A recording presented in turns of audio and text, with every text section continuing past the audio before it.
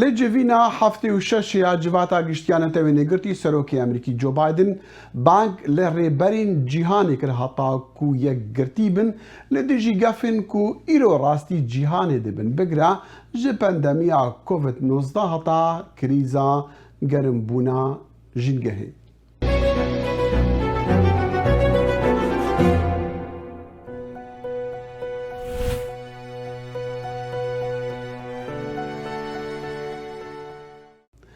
سڵاو و بخێر هاتنە چاوی واشنتن ئەvە دەخیلە شەمۆیە ئیرۆز لە شوونە هەفکاری خۆ بەڵێن ساڵح بەرنامەی بڕێوە دەبم. دیەکەم گۆتەرا خۆدا ji بۆ نەتەوێ نێگرتی سەرۆکی ئەمریکی جۆ بایدن دیتنا نوویە ئەمریکا ji جیهانێ ڕا بە ڕێبەرین جیهانێ ڕا هەفپار کرد. ڕاستیا سەرەکەیە سەد ساڵە 21 ئەوە کۆ دە هەر یەک ji welatên me de wekû civaka navneteweyî serkeftina me ji bo gelên me girêdayî serkeftinên dî li tevahiya cîhanê ye. Heta em paşeroja xwe dabîn bikin, divê em li gel şerîkên xwe kar bikin ku heman paşeroja me heye. Ew li kariya me, geşekirina me û azadiyên me bi hev ve girêdayî ne. Niha pirtir ji her demekê dî. Lewma ez bawer dikim divê em niha bi hev re kar bikin baştir ji her demekî dî. Sekreterê Giştî Netewê Nêgirtî jî lêvekirina civîna saziya herî mezina cîhanê tirsa ji paşerojê neveşart. دنیای ئێمە بەرەو حاڵاتێکی نوێی نایاسایی چووە فەوزای زیاتر و نەمانی ئاساییش زۆر مەترسیداریشە لەسەر هەمومان. ئێمە بە ئاڕاستەی هەڵە هەنگاومان ناوە ئێمە لە ساتە وەختێکی خراپ داین. گەلۆ ڕاستە جیهان نەئارامە ئەگەر ناچما ڕێبەرین جیهانê vê tirsê hevpar dikin bi me re di bername îro ya çawî Washington'da Yerîvan Saîd kandîdê diktora li peymangeha Carter ya aştî û çareserkirina qeyranan li zankoya George Mason nêre li Washington û herwesa Brêz Mecîd Heqî çalakvanî siyasî ji Finland. Kak Mecîd em ji cem te dest pê bikin gelo rast e cîhan nearame çima rêberên cîhanê Medî Biden Sekreterê Giştî Netewê Nêgirtî gelekên dî tirsa xwe ji paşerojê diyar dikin. Ew tirs di cihê xwe de ye? دەجار ڕێز سلااوش بووە بۆ میوانێەوە و بینێت بە دەڕاستیدا ئەو لێگەرن کۆنەها وێگوێ هەمبەری جیهانی بتشتی بوونە ئەو لەگەرن کۆ لە 100 ساڵی دەرباز بوودا بیا ئەوی نەبوون یەک لەوە مەسەلا ئیکلیمی هات گواردنا ئەو هەوایە ئەوەیەکی یەکجار زۆر تێت گواردن و ترسەوەیەکی هەیە یا دوێ مەسەلا پاندمیە و ئەو شێوە چارەسەرکردنەوە بڕێبرنە چارەسەریە پاندمیە هەربەتی ڕێزدار گوتەرۆس لە ئافتنە خۆ دەگوت سەدی 98 لخطی آفریقای و زیادتر از 400 میلیون نه هینا واکسیناسیون ور نکرده جلا ولات ایندن لحالی پیشکردنی آوانجی واکسن بوان نهایت داشت کردن لحالی که ولات پیشکردی و ولات اروپایی ولات هندکا حتی لحالی لیدان 2003 مثلا دی مثلا چند جمسرین که ویگوی هاتی پیکاتن یعنی همچین بیشن نیو اوردر سازیت نو لدیهانی داتی پیکانین پیمانا که ویداوی نوبر آمریکا بریتانیا و استرالیا هات واجویتن لهمبری چینی دا در اصل تنجیجین تازه دقامنی جلوی دا مثلا تروریسم نونتوی یک لوان هرشا کدی مثلا چکی نووتی کل خاص مایل ایران و کره و ولاتن کسخامگین اوانا او چتن که جهان توش مترسیت مازن کردن لحمویا همبری وانا دا نبونا هومانیزمی نبونا آلیکاری و هفبندی نوبرا ولاتان دا لبری دروش من ججدان دا بید اوانا او چتن که هرشانه که براستی جهان براورو چتن کرن لحمویا چتن کرن مثلا زهابونا آوه زهابونا اردیم و اردگاری تیر گهارتن او هرشین گلک مازن که دکاریتن هم شرافیک بینیدن هم دکاریتن شپورین تازه پنابەری ئاساس کرد. بەڵێ کاکەریڤان ئەم هەڕەشانێکە باسەگری بێجگەلەوەی کۆڤید-19 هەمیشە هەر هەبوونە لە چەند ساڵی ڕابردوو ئاشار دەمان بیست کە ئەو کێشەی تیرۆر کێشەی ژینگە کێشەی ئیتر برس و کێشەی ئەو کێشانەی کە هەمیشە دەبیستین بۆ ئەم جارە زۆر بەزەقی زۆر بە بەرچاوەکە ئەم ڕێبەرانە باسییان لێ دەکەن. بەڵێ سپاس کاکێ دەخیل لە ڕاستیە کێشەی گۆڕینی ئاوهەوا یان مەناق لە چەند ساڵی ڕابردووە دەوێت لە دەید ڕابردووە بیمانەکە چۆن کاریگەری هەبووە لەسەر ئەوەی کە خەڵک لە شوێنی خۆیان نەمێنن، خەڵک لە شێوازی ژیانی خۆیان ڕابکەن بە شێوەی بۆ نمونە زۆر کەس ئەو زۆر لەوانەی کە کەشت و کاڵیانە کرد یان ماڵ و مەڕووماڵاتیان بەخێوە کرد بەهۆی گۆڕینی ئاوهەواوە وایان لێ هاتوو کە نەتوانن شوێنەکانی خۆیان ببێنەوە و بچن بەرەو شارەکان کە ئەمەش بڵێن پێشەرێکی زۆری دروست کردووە لەسەر شارەکان و لە هەمان کاتا ئەگەتە هۆی ئەوەی کە کێشەی کۆمەڵایەتی و دوجار کێشەی سیاسی و ئابووری لێ بکەوێتەوە. زۆر کەس لە ڕاستیە ڕاپۆرتنەکانی بەهاری عەرەبی ئەگەڕێنەوە بۆ کێشەی گۆڕینی ئاوهەوا لەبەرەوە کە زلاتەکانەوە کۆچیان کرد بۆ شارەکان و بەپێی چەندین لێکۆڵینەوەی زانستی کراوە بڕوا وایە کە گۆڕینی ئاوهەوا زیاتر ئەبێتە هۆی قوڵبوونەوەی ئەم کێشانە، کێشەی سیاسی، کێشەی کۆمەڵایەتی و ئابووری و سەرنجام کێشەی سیاسی و لێکەوتەی کەی لێکەوێتەوە. پێی راپۆرتێکی تازە زیاتر لە 144 ملیۆن کەس لە 10 ساڵی داهاتوودا تا 20 ساڵیداتەوە بۆی هەیە لە شوێنی خۆیان نەمێنن کە ئەمەش بێتە هۆی ئەوەی کە کێشە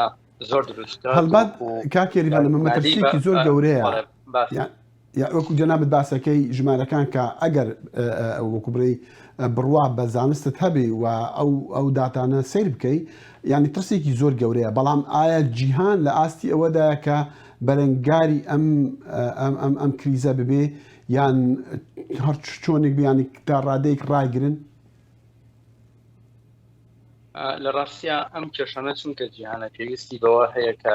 بڵێن پالیسیێکی نێودەوڵەتی هەبێ بۆ ڕۆبڕۆبوونەوەی ئەو کێشانەوە.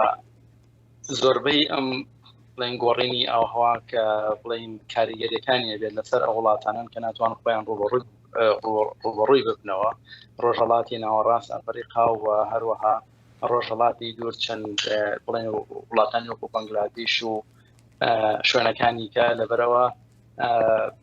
لەبەرەوە کاتێک ئەم کێشانە دروستە بن تەنها وڵاتەکانی خۆیانە نامێنەوە. وەکووە بینین کە لە ئەفریقاوە هەزارەها کەس کۆچەکەن بەرە ئەوروپا بە بەرپرسیاتی خۆی دەزانێ بۆ ئەوەی کە زیاتر خەڵک کۆچ نەکاتەوە کێشە بۆ ئەوروپا دروست نەبێت لەڕۆی سیاسی وەرەوە لە ڕۆی بڵێن ئابووری و ئاسایشەوە. لەبەرەوە پێی وایە واجبێتی ئەوەی کە یارمەتی وڵاتانی ئەفریقا بات بۆ ئەوەی کاکێریان بڵێن کێشە ببنەوە و ئەمریکاش بە هەمان شێوە لە ڕاستیە. دەمان بینی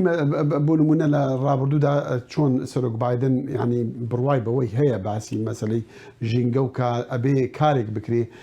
کاک مەجید بترژ ئەمریکا و بترژ هەربەت بایدن و دموکراتان کو باوەری بە هەندی هەیە کو دەبێ مەسەلا ژینگەهەیە خەتەرەکە لەسەر ژیانە خەڵکی لەسەر جیهان ئەمە لێ پترژوانە ئەوروپی دەخەما ژینگە هێدانە. ئایا وەکو کاکێریوان بەحث دکا دەوێت جیهانی سیاسەتێک یەکگرتی هەبە ji بۆ یان ڕێبازێک یەکگرتی هەبە ji بۆ ڕوبڕووبوونا vê کریزا جیهانی ئەوروپیان ئەو پێنگاوە هاوێتیە یان نە؟ یەکەتی ئەوروپا لە ڕاستیدا بەلکی بەری هەموو وڵاتین دنیادا ئەو پێکەوە هەفتە هەم پەیمانە پاریسێ واجودکردن هەم پەیمانێک ناوخۆییدا ئەو استراتیژیا بۆ 2030 لە ئەوروپادا ئەوەکردنە کۆ ڕادەیە ئەنرژیا خۆ ڕادەیە دەرکردنە دیۆکسید کاربۆنا خۆ کێم بکەن حتا 2005 بە ئاستێتە زۆر پێک بینن دیال وێژی بۆ کە ئەو تشتێن کۆ سەرۆکی نەتەوەیەگرتیە بەحث کرد مەسەلا ئەفریقایدا ئەوروپا یەکێتی ئەوروپا کۆمیسیۆنێک تایبەت بۆ ئەفریقا چێکێرەی بۆ ئالیکانی هاوپەیوەندی پارتنەرشیپی لەگەل وڵاتین ئەفریقایی و سیاسەتە هەرێمی وان لە دەردور ئەوروپا ئالیەتیم حەولاوان ئەوەی کۆ مەسەلا ژینگەهێ و مەسەلا ئالیکاریە بۆ وڵاتین کۆ بەکەر بێژن کۆچبەر لەوانداتێت زیدە بکەنج بۆ کۆ پێشیا شەپۆلا پەنابەرە پێشیا شەپۆلا کۆچبەرە بۆ وڵاتی خۆ بدەن بەرکۆ ئەوروپایی بگەشتنە کۆ ئەگەر دەولەماندێت بخوازیتن ڕەحەت بژیت ئەس بە زمانێکی بله. كنت بيجم كان راحت باخن دولة من بخواز راحت بيجي دبي جندي ودا فقرين بن جبوك بله. أو فقرنا بيتن أوروبا يكتي أوروبا عندك بلان جلت آسويد بلند أمشين بيجن جلت دريج دم دارش نخواست ماي بله. جبوا أليكارية ولاتين أفريقية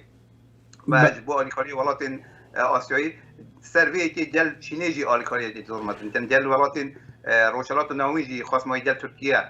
جل آلیکاری تن و گوی حتی جبو مثلا مترسیا سرباری کو افغانستان بونه منه کو مثلا تناوی گوی جرم باسن دنیویا جبو کو مثلا افغانستان نتحقیقه بنابر رو به اروپا نتن اروپا لفکر هندیه کو چون بشیوی جل شوام که دیالوگ جل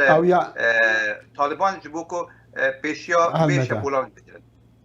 او یا مدی دیجی دیگل ویدیوت کو بری نها مدی دیجی او جی شپولا کا پنا برا تایبت جولاتی هایتی کو تینا امریکا و لسنورين تكساس در بعض بنو كيشي كانوا كا فان روجان لامريكا هلبت ديسان سر هلدا وديسا بتا نافاروكي مشتو مركز سياسي دنيا برا كوماري ديمقراطان دا وهلبتا حكومتا بايدن جي اطار ديكي تي وكوچا وساطي قوتن كوبر برسيار الجبو چار سركرناوي كشي جبلي مثلا ام كو بحث مثلا جينجه وغربونا جيهاني مثلا بنا برانجي مثلا شر ونهلانا شرا بابتي كي ديبوكو سروكي امريكي جو بايدن تكز سردك كو افا يكم جارة دمي 20 سالان دا سروكي امريكي جبو جوفينا هاري مازنا وكما قلت جيهاني باخوا وامريكا هيزن امريكي نبجداري شركنا راستوخا لهريمكيان ولاتا كيدي لدرفي امريكا سروك بايدن قلت الريبرين جيهاني باش الروجا ما بهفرجي قريدايا Instead of continuing to fight the wars of the past, لشونا کو ام شرین کفن بدومینن ام چاوی خوداتینن سر ترخانکرنا چافکانین خواه جوان دجواریان را کو کلیتن پاشارو جامعه هفبشن. بداوی آنینا پندمیا کووید جار سرکرنا قیرانا جنگه سردریه به گوهستنا دینامیکین هزان دل جیهانه جنوب دارشتنا قانون جیهانه با مجارن گرینگ این مینا بازرگانی تکنولوژیا سایبر و روبروبنا گفه ترور یا کو ایرو هیا. كاغ ماجد يعني يم دبين بايدن تكازي لسر مثلا شر دكوكو شر نمين وهلبتا وكم قوتجي افجارة يكيا ددمي 20 سال عندكو سلوكي امريكي جبو جيهان دا اخفا ولاتي وين الشر دايا هلبت مثلا افغانستان تي برشاف وقت دما شر بحث سر مثلا شر امريكا بتاع بلجيكو دمك نزيكا امريكا جي افغانستان دركات لي ديسان مثلا كو امريكا بجدار نبد شران دا مسألة جدية يعني بابتك كو بلكي جيهان يعني او چند نديتيا حتى چندي امريكا يكاربه دوري شرين جيهاني بمينا اول جلك جلدوي بو عندك استراتيجيه دريج دما امريكا چيه او راسي بينها بيقو امريكا ولات الزلهيزه الدنيا وكو تشين روسيا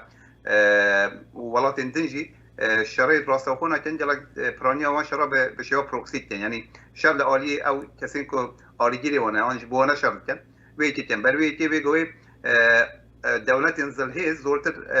الشرين خوال بحسابه خدين بو مراتين ترى ولاتيكو مثلا بناو ادعاء آلیکاریا وندن هر وقت جا افغانستان الى روشرات ناوین دا دلك او شرين خوجي او پرسکریتین که هنه چارسن نبونه بشداری وانا بشاره دا بکی به اسکر آن سربازین لشکر امریکی نبود لی بشیا پروکسی او بشیا تکنولوژی بشدارن دل ویجی ام دبی عملی میزد کنم جهان اوی گوی لحال گوهرتنه یعنی دکترینا دفاعی آمریکا جی خواز مایل روشلات ناوین دگورید بر به روشلات دور بر بچینی بروی که هزین خول روشلات ناوین که او بایخو گرندیاوی یا بری 20 سال 3 سال بری جدستا یا کیم دیتن جبوکو پاراسنگی ل جندی دنیوی برشارت بروی که از باورم همون چیز به دیریداوی که وی گوی برجمندی آمریکا چند که تلویکی دا دما کو برجمندی آمریکا بخواست اوی از باورم دیساوی مجبور من دست بشار بکنه يعني بالتالي شراب كاك مجيد ما رابورتا كرتها لسر مثلا او ريكاتنا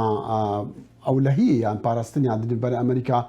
بريطانيا واستراليا دجي لي من از دخوازم منها بحثي مثلا الشر ومثلا كو بايدن دا خواز دكا كو شر بدو ما هي بين ومثلا جيانا خوشتر وباش روجا خوشتر كو ولاتي جهاني سركتنا وان بهفرة جريدايا من تخواس از باوريها كا كيريفان ورقري من السر في ما باتي بالتعيبات هتا تشندي كو وكما قلت يجيكو اف تشندين صالة يعني بين امريكا دي الشر دروشلاتا نافين دا درنا انها طراديه كي او شر نمين يعني شرين راس اخو امريكا بجدار نابتن ابجا اعطى شندي افكيشين جهاني تشي بن كاكيريفان وادكا كامريكا خوي دور راغري جاري كتر شر كي ديكا لدروي امريكا دس بينا كات بله لراسك امريكا على الشر دقوتا كان اما خۆمان لاین وە کۆتایی بین ئەمەوە ناگەینێت لە ئەمریکا دووبارە بڵێن تووشی جەنگ و وەروە پێکادان نەبێتەوە ئەوەی کە لە ئەمریکا کۆتایی بهێنا لە ئەفغانستان وەروە لە ڕۆژهەڵاتی ناوەڕاستە بە شێوەیەکی گشتی کە بڵێن هێزی ئەمریکا بە تایبەتی هێزی سەربازی بەرەو کەمبوونەوە ئەڕوا هۆکارەکەوەیە ئەمریکان ناوێت کە دیستراکت بێت واتە بە ئەم کێشە بچووکانەوە مەشغوڵ بێت بۆ ئەوەی وڵاتێکی وەکو سین کە ئێستا لە ڕووی ئابووریەوە سیاسی عسکەری وەروە ئاسایش زۆر بەرەو پێشەوە ئەڕوات ئەمریکا ئەوێ زیاتر فۆکەسەکەی لەسەر چین بێەوە چۆن بتوانێت ڕوبەڕووی چین ببێتەوە چونکە چین لە ماوە چەند ساڵی ڕابردووە لەژێر سەرکردایەتی سەرۆکی چین زی ژینپینگ پاوانخوازیی زۆری کردووە وەروە فراوانخوازیی زۆری کردووە بە تایبەتی لە دەریای باشووری چین وەروەها دەریای ڕۆژهەڵاتی چین و ئەو وڵاتانی کە هاوپەیمانی ئەمریکان بە تایبەتی کۆریای باشوور یابان ئوسترالیا و فلیپین و وڵاتانی دیکەی ناوچەکە زۆر نیگەرانن لە چین وەروەها ئەمریکاش ئەزانێت کە بڵێن ڕوبەڕووبوونەوەی داهاتی خۆی لەگەڵ چینە ئەبێت بەڵێ من زۆر حەزەکەم باسیشی بکەم و دەرفەتان دەدەمێت کە باسیشی بکەن کە کەریڤان بەڵام ئەوەکو گوتم ئێمە باسی ئەوە دەکەین کە بایدن داوای ئەوەی دەکات کە شەڕەکان کۆتایی بێن یعنی ما ديجي الجوتارا ويدا يعني هلبت سلوك بايدن جوجيكو دفي بكار إنانا هيزين تشكدار بجارة هري داوي با أو ناخوازجيكو شرق دي صار للجهان بقومه لهناك لاين باور ديكنكو ريكاتنا أو لهياد نفبرا أمريكا بريطانيا وأستراليا دا نشانك شركي نو يسارع كاك مجد يعني تباوردكيكو او ببس دميكو كيشين جهاني يعني كيشا كديا مظنة جهاني دس بيبكا بفيركتنا او لهي دقالتشيني از باورم او ريتوتنا نو برا بريطانيا استراليا و امريكا دا دس بيكا امشان بيجن دس بيكا اوردر تازه نظمك تازه لجهاني دا كو ويري دا جمسرت تراديشنال جمسرت سنتيه امریکا جهاتن گوارتن یعنی امریکا حتی به کل جل پارتنری خوی اروپایی کتی اروپا فرانسه کو به شکل وان اندام ناتونه بکویت آفتن راویج بکت او هاوپیمانی را جهان او هاوپیمانی به شیوه جلک نپنی کردن او به وقتی وی که جهان لحالی گوارتن جلک مازنه او گوارتن مازن بلکه با نزدیک دست بینه دیار نکرد اما لپیش روج دا همچنین بینیم که شرق سار نو لنو برا امریکا و برای چین دست بید که به دمیدا مثلا کتی دیدن جمسر تازه بلکی سر هبزه او جمسر اروپیه که دبیا جنوب خو سازمان بده جنوب دبر که باوری به امریکا کم بیه هم در سردما ترامپ دا و هم جی در سردما جو بایدن دا که به شیوه کان بکریار او سیاست باش خستنا اروپیا جی بجی کریه و اوجی لواری یکی اروپا دا تشتكي جلت قبول كريني و دي خوشيني و دي فرنسا جل رخصنا او بارده يعني از باورم نظمك نوع جهاني دست بيبيتن او نظمك نوع جهاني دا لسر اساسا پیشگیری کردن لمظنبونا زیادتر چینیه چونکه ویگوی هزا لشکری آمریکا لهمبر چینی دل مزنه و به آوای پیشاچون آبوری چینی چین دکاری بیت تلوکه مازن بروی که پیشی کو چین بدیت وی آستی آمریکا خواستی خط نشان بگیری. بله جبوكو بين الماء بزعم كأم بحثي تشد كان بالتعيبة تيجي از دخازم في الرابورت كا كرت پێشکەش بکەم یان نیشا بینەرا بدەم کو سەرۆکی ئەمریکی و سەرۆکوەزیری بریتانیا سۆزە ئالیکاری ئوسترالیا دەدەن ji بۆ ku گەمیەکە ژێردەریایê بەهێزە ناڤۆکی هەبە بە مەبەستا بەڕەوانیش دەریایە یان دەریایە ئەندۆ پاسیفیکدا بتایبەت jî ئوسترالیا پێڕابە و ئەو بووە مەسەلاکی شەیەکە مەزن یانی راپۆرتێکە کورد ئەمێ بەگەڕنجەم وە سەرۆکی ئەمریکا جۆ بایدن لە کۆبوونەوەکی ئۆنلاین لەگەڵ سەرۆکوەزیرانی ئوسترالیا سکۆت مۆریسن هەروەها سەرۆکوەزیرانی بەریتانیا بۆریس جۆنسن هاوبەشێکی نوێیان لە ناوچەکانی نێوان ئۆقیانوسی هندی و ئارامدا ڕاگەاندووە کە ڕێکەوتنەکەیان ناوناوە AUKUS. ئێمە ئەمڕۆ هەنگاوێکی مێژووی دیکە دەگرینە بەر بۆ قوڵترکردنەوە و بە فەرمیکردنی هاوکاری نێوان هەر سێ وڵاتەکەمان چونکە هەمومان ئاسایش و سەقامگیری لە نێوان ئۆقیانوسی ئارام و هندی بە پێویست دەزانین تاوەکو بتوانین ژنگەی استراتیژی ناوچەکە چارەسەر بکەین و گەشەی پێ بدەین چونکە ئایندەی هەریەک لە نەتەوەکانمان و جیهانیش بەندە بمانەوە و گەشانەوەی ئۆقیانوسی ئارام و هندی بۆ دەیەکانی داهاتووشمان. ئەمریکا و بەریتانیا یارمەتی ئوسترالیا ئەدەن بۆ پەرەپێدانی کەشتی ژێر دەریایی کە بە وزەی ئەتۆم کار بکات.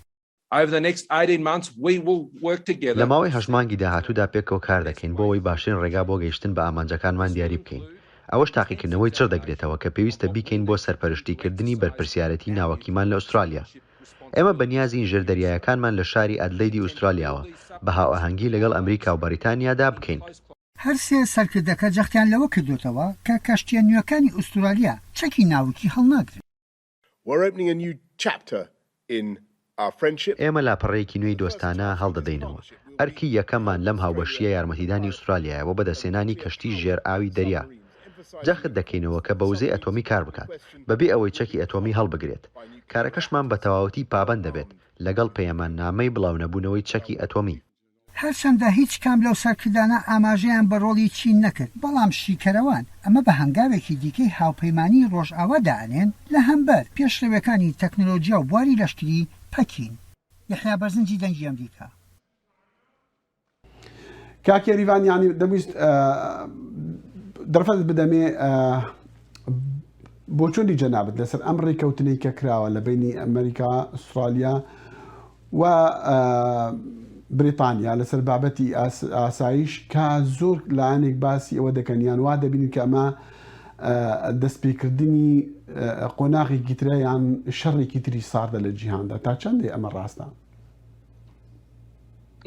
ڕاستە وەکو پێشتر باسم کرد لە ڕاستیە ئەمریکا ئەوێت هەموو هێز و توانای خۆی بباتە منتیقەی پاسیفیک یان زەریای هێمن وەروە زریای هیندی لەبەرەوە ئەوێت هاوپەیمانەکانی لەگەڵ ئەو وڵاتانە زیاد بکات وەروەها بەهێزی بکات و ئەو ڕێکەوتنەی کە بینیشمان لە نێوان بەریتانیا و ئەمریکا وەروەها ئوسترالیا بۆ ئەوەی کە هێزی دەرێوانی ئوسترالیا بتوانن بە ژێردەریایی کە بە وزەی ناوەشی بڵێن کارەکات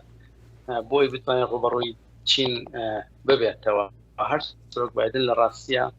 وتی نامەوێت بە هیچ شێوەیەک بڵێن جەنگێکی ساردی کە لە جیهانە بڵێن هەڵگیرسێ وەروەها خۆی لە لایال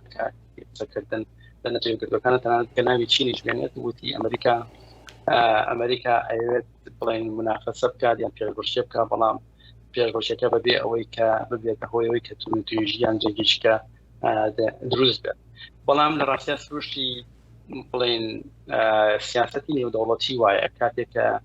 کاتێکە وڵاتێک بەهێزە بێت ئەو وڵاتیشی وەکو ئەمریکا کە ئێستا سوپەر پاوەڕەیان بڵێن وڵاتێکە بڵێن بیارکەبەرە لە ڕووی بڵێن سیاسی و دیپلۆماسی و ئابووری و لە ڕووی ئەسکەری و وڵاتێکی وەکو چینی ژێت کە ئەوێت مناقەسەی ئەمریکا بکات لەو کاتە بڵێن ئەگەرەکان زۆرەکە ڕوبەڕووبوونەوەی زۆر بێت وەروەها ئەمەش بێتەوەی کە جەنگیشی ساردی کە دروست بێ بە هەمان شێوە کاتی خۆی چۆن لە ساڵی 1945 دوای ئەوەی کە بڵێن یەکێتی سۆڤێت و ئەمریکا دژی بۆ نمونە بە ئەڵمانیا وەستان بەڵام ئەمە بووە هۆیەوەی کە ئەم وڵاتە دوو سوپەر پاوەر بڵێن دەرکەون وەروەها جەنگێکی سارد دروست بوو کە چەند دەیەکی خایەن و پسپۆڕانی بڵێن بواری استراتیژی نێودەوڵەتی چاوەڕێی هەمان ئەگەرکەن لە نێوان چین و لە نێوان ویلایەتە یەکگرتووەکانی ئەمریکادا. باڵێ هون دەزان و تمی جڤینێن ئەنجومەنی گشتی نەتەوێن ئیگرتی دەلیڤەنەش بۆ و سەرۆکین ئەمریکا بە سەرۆکێندی جیهانێژی دەلیڤەیە جوانڕەش بۆ و نیشان بدن کە چاوە ئەو بکات دکارن ئالیکاریا جیهانی بکن بوو نمونە مەدی سەرۆک بادن دەبێژە جیهانی کە چاوە ئەوێ کارە بە ڤاکسینان ji bo çend welatên hejar peyda bike ji bilî wê jî sozên alîkariya welatên cîhanê daye ku di gotara helbetiya xwe da ku pirî soz bûnên alîkariyê bigire ji terxankirina vaksînê wekî me gotî ji bo nehêlana koronavirus û parastina jîngehê û sozên nehêlana birsêlî cîhanê ku yekî ji babetan bû ku Biden tekez li ser dikir. And at a time when nearly 1 in 3 people globally Di demekê de ku yek ji sê kesan li seranserê cîhanê destê wan nagihê têrxwarinê tenê sala borî,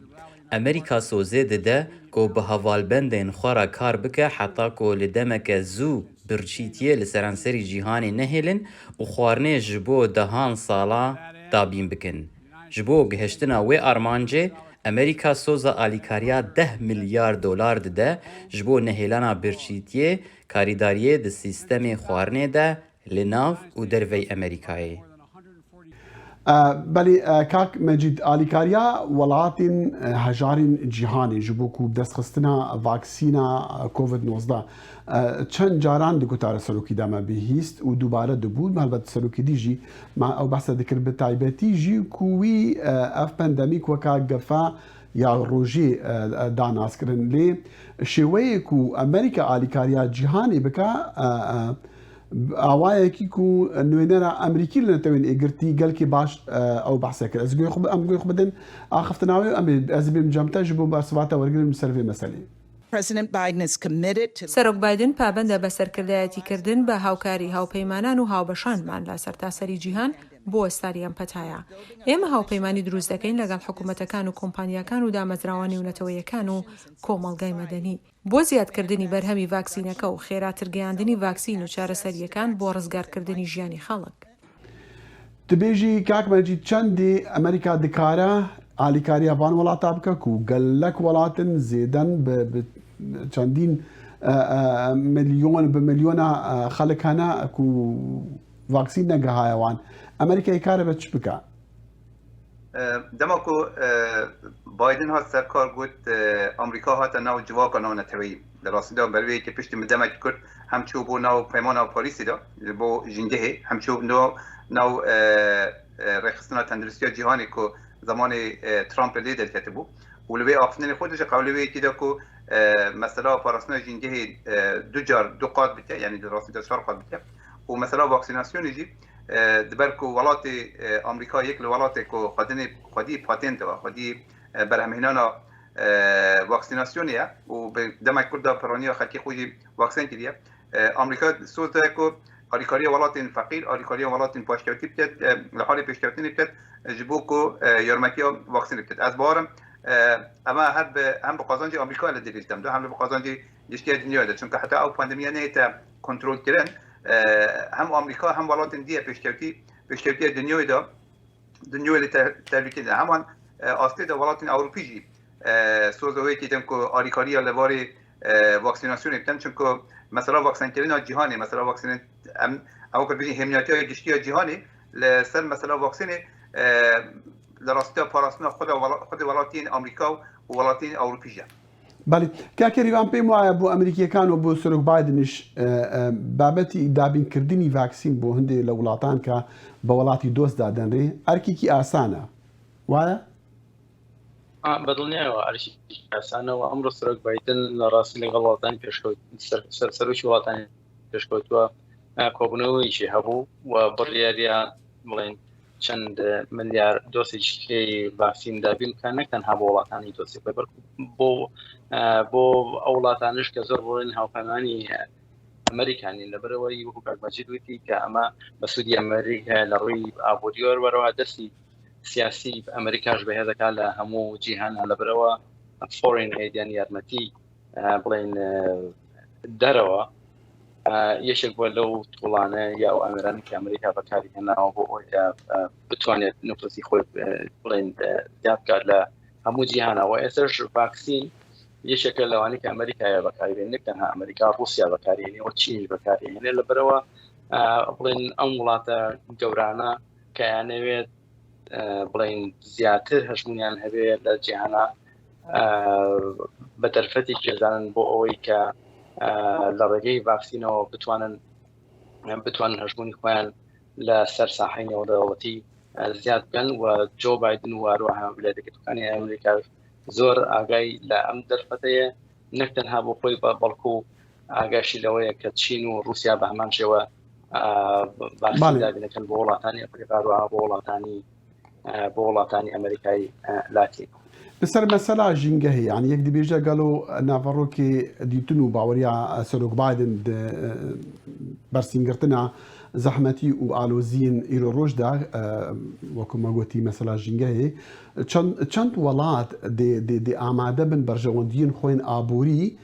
بن پێ بکن ji bo xatira alîkar bin di mesela jîngehê de. Kak Mecîd çi ji wan welata ji birî Ewropiyan Çîn ku em behsê wê dikin amadeya berjewendiyên xwe bi delayekî ji bo mesela jîngehê bo xatira jîngehê? Çin yek li wan welata ku zêdetirîn hed yani dioksîdê kerbûnê dide hewayê bo jîngehê pêgavê bo jîngeha Çînê jî mesela tinê قربانیکردن برجاندی آبروی خونی بلکه سرمایه‌گذاری جو پیشروجی یعنی او داهنان اینوویسیونت کو درباره تکنولوژی یا قسمت تکنولوژی یا کلین تک اوت بجنی و باره دا اول در فتره که تازه هاتی پیش بو ولاتن پیشکوتی بو ولاتن آمریکایی جو کو به تکنولوژی نو بو نمونه به تکنولوژی عربین کهربایی عربین کو به کهربا الکترونیک کار بکن آن عربی کو انرژی خوازایی دیدن آنها همو در فتره نود بو ولاتن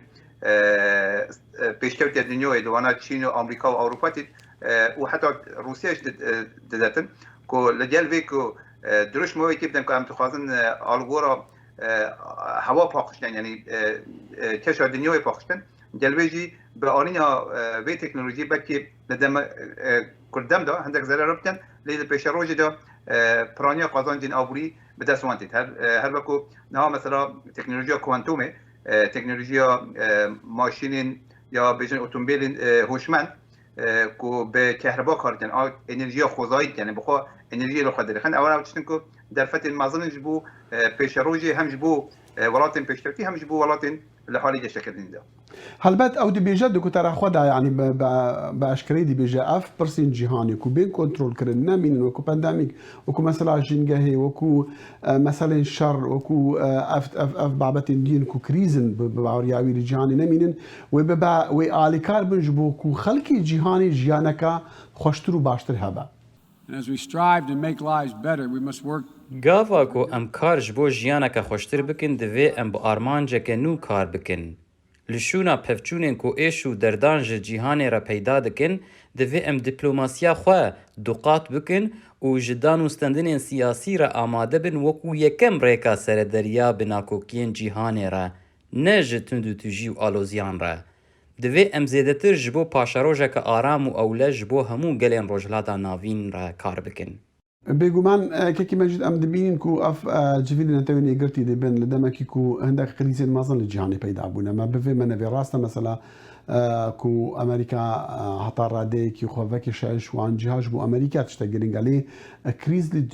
کریزن دنیای مەزن دەبن هەردانە مەسەلا ئەفغانستان یەک جوانایە کو ئەم دەبینین مەسەلا ژینگەهەیە ئەف هەموو کارە ساتین خۆڕستی چێ دەبن حتا لە ئەوروپا ژی بوونە لێ بحثی خۆشکردنا ژیانە خەلکیە. ئەوروپی حتا چەندی وان گوتی ناوەردگرن هەتا چەندی گوێی خۆدن وان وەکو دەبێژن داخوایانین خۆش و دڵڤەکەر. بیاقین دما که سروکی ولاتن پیشکوتی و که آمریکا و اروپی داخون او بگور پلانی داخون یعنی به تنی بود درشم داری ناشن بری واجی ولاتن روشلات ناوین که پلانی درش ماده لسر اساس حسابی که داخون وقتی که تیم ویری دا آفتن خول کمجوین نتوی جدی دادن او راسته ویزیون خوی پێشەڕۆژی نیشاندن بگۆرە وێ ڤیزیۆنێژی ئەوانە دەست بدانانە استراتیژی و پراکتیکا جیبجیتنەوەی استراتیژیتن مثلا چارەسەری کریزا یان چارەسەریە کێشەیە ji بۆ ku jiyana xelkê xweş bît yek ji wan mesela ku hewce bi beşdariya hemû cîhanê ye niha em cîhanê tê dijîn ku krîz di her ciletê dinyaya bît her goşekê bê cîhanê bîtin tesîr rastexo li ser hemû welatên dinyayê danêtin tuber ku cîhan bûye gundeke biçûk li çarçeva torên civakî de ve mesela torên komelatî de berwêkê û hewce ji bo ku ew krîzin dinyayê nexweşiyê yan krîz de tesîrê xirab li welatên din nekin ew welatên mezin xwasmayî bi gor û plan û stratejiyên xwe li ser wana kar bikin helbet li rwangeya wan de ew diber ku dirêjden meseleyê dimînin belkî ew prosa şareseriya kêşeya bi dehan sal bikêştin lê li gor pêşveçûna cîhanê li gor geşekirina mirovatiyê pêşveçûna 10 sal 20 sal ji bo şareserkirina hin pirsgirêkên ku bi sedan sala dirêje kêşeya li dirêjdem de qazancî û zortir e heta ku bixwazibin çareseriyên Kurddem bîne pêş bû her ku li Efganistanê de medîtiye vê goyê çareseriyê ke Kurddem ku serêşeyeke mezin e hatiye pêş lê ez bawarim ew çareseriya Kurddem dikare bîte bingehek taze ji bo ku ji nû ve cîhan hezrê lê çareseriya pirsgirêka li wareke lokalî û li çarçêweya geşekirina cîhanî de bibînît. کاکیاریوان لە ئەمریکا خۆمان دەبینین ئەم چەند ڕۆژە کێشەیەکی کە پێشترشمان نیشاندا کەمێک لە ڤیددیوەکانە ئەوەی کە پەنابەران دێنە ناو ئەمریکا بایدن تا ڕادەیەک باسی ئەم باسی نەدەکرد کە خۆی بابەتی پەنابەران و بە تایبەتی پەنابەراندا وڵاتانی ئەمریکای لاتین بابەتێکی سیاسی بوو لە ناو ئەمریکادا و بایدن هەموو کاتێک ینی ئەوەی نەکردبوو کە ئەو باسە بکاتون بۆ ئەوەی ڕخنە لە کۆماریەکان بگری بوو نمونە لەسەر سیاستەکانیان بەرامبەر با پەنابەران ئەمڕۆ ئەم چەند ڕۆژە ئەو کێشەیە دەبێ و بایدن وەکو کێشەیەکی جیهانی زۆر ناتە سەر باسی پەنابەران یان من شاشم من غەڵەتم ئەم بەدڵنیایە باسی بە هیچ شوێک باسی ئەو قەیرانی نەکرد بە تایبەتی قەیرانی پەناهندەکانی وڵاتانی هایتین کە ئێستا لەسەر حدودی مەکسیک لەگەڵ کەنەدا کۆبوونەوەتەوە و بایدن لە ڕاستیە بڕیاریەوە کە هەمویان بنێرێتەوە کە ئەمە بڵێن بە پێچوانی ئەو بەڵێنانەی پێشتر یاڕووی بە تایبەتی لە کاتی هەڵبژاردنەکانە کە ئێوە ئەمریکا دێتە شوێنێک بۆ حەوانەوەی بڵین پەنابەران و ئەو کەسانێک کە ڕائەکەن نەک تەنها لە ڕێسیاتی و بەڵکو ئەوەی بڵین کە لە ڕاکەن لە مەسەلەی ئەوەی کە بڵین گۆڕانکاری ئاوهەوا بۆتە هۆی ئەوەی کە بەرزێتی یان کێشەی ژیانی بۆ کەسان دروست کردووە لە وڵاتانی خۆیان وەکو بینیمان هایتیشێکە لە وڵاتانەی کە کێشەی بڵین ئاوهەوا وەرزیان واروەها لەمان کادا تووشی بوون دەرجەی زۆر بوو ئەگەر وەڵامەکانی پێشتری بایدن بکەین بە قیاز وایە ئەم کەسانە ڕێگەیان بدرایە بەهاتنێتە ناو ئەمریکا بەڵام بایدن ئەزانێت کە ئەم کێشەی پەناهەندانە لە ڕووی سیاسیوە زۆر حەساسە و هەروەها کۆماریەکان بەکارهێنن دژ بە دیموکراتەکان بە تایبەتی کە بڵین هەڵبژاردنەکانی کۆنگرێس لە پێشمانە و ناوێت دەرفەتێک بە کۆماریەکان بۆی بەکارهێنن زۆر سپاس بۆ جەنابەت یاریوان سعید کاندیدی دکتۆرە لە زانکۆی جۆرج مەیسن و هەروەسا مەجید کاک مەجید حەقیق و چالاکمانی سیاسیە جفەلەن دەگەل بەرنامە چاوی واشنتن بوون ئیرۆز گەلێک سوپاسیەوە دەکەم ئەڤە جivînên encûmenê giştiyê netewênêgirtî lê New Yorkê bi dawîtên rêberên cîhanê çi ewên ku amade li New Yorkê yan jî ewên bi online axiftin dîtinên hikûmetên xwe hevparkirin. Ez dibêjim dîtinên hikûmetan çunku heta îro jî gelek ji xelkê cîhanê di wê bawerê de ne ku ew nûneratiya hikûmetan dikin ne gelên welatên xwe û hinek jî pêşniyaz dikin ku navê vê saziya herî mezina cîhanê netewên yekgirtî bibe hikûmetên yekgirtî yan hikûmetên yekgirtiyên welatan lê rastî jî ew e her civîn axiftin û لە هەف گوهرتنا بیر و باوەران گەلێکی باشترە ژ دابڕینان و گەلێک جارانژی دبا سەدەمێ ناکۆکی و جداهیان هەتا بەرنامەدی یابێتن یا چاوی واشنگتن ئەvە دەخیلی شەمۆیە هیویا ساغی و سلامەتی ژوەڕە دخوازە شەو باش.